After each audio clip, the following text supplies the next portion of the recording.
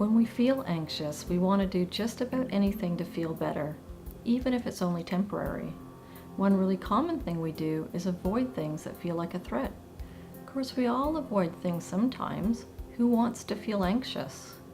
The problem is, though avoidance works in the short term, there's a hidden cost that we often don't know about. The more we avoid, the more likely it is that our anxiety is going to grow over time. So even though we save ourselves a little bit of anxiety in the short term, we buy ourselves so much more anxiety over time. It's not just situations we avoid. We also avoid our own scary thoughts. Of course, we're human. If we have a thought that scares us, of course we want to get rid of it. The problem is, the harder we try to get rid of it, the more likely it is that that thought's going to come back with greater intensity and frequency.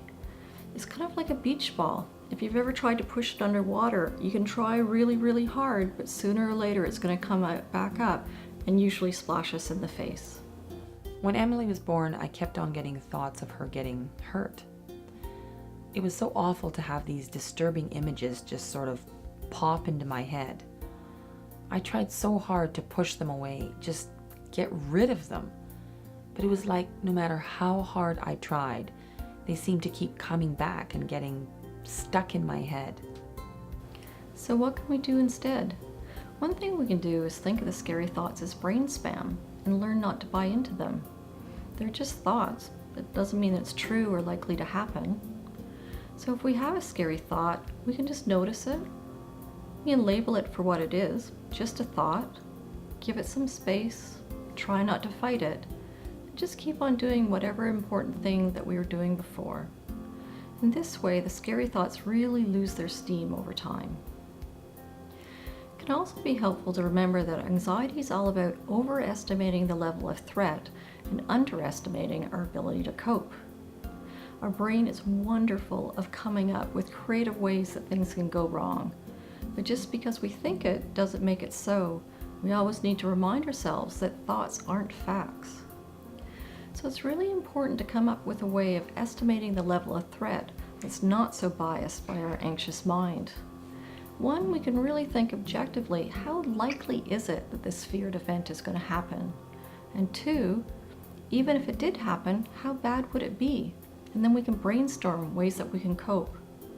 And three, we always want to remind ourselves of what it would be like if we kept on listening to our anxiety. My husband thought it would be good for me to get out and talk to other mums, but I really didn't want to go to the new mums group.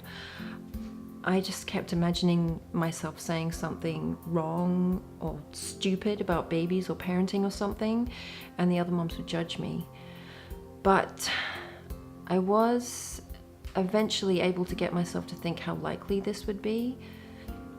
I had met some of the mums already that were going to be at the group, and they were really nice and real. I also realized that it probably wouldn't be the end of the world if I did say something wrong or weird or something that not everybody agreed with. We're also totally sleep deprived anyway. They probably wouldn't even notice. Well, it could happen to anyone. And I was feeling so totally cooped up in the house. I really missed talking to other adults. So I ended up going, and it was totally fine.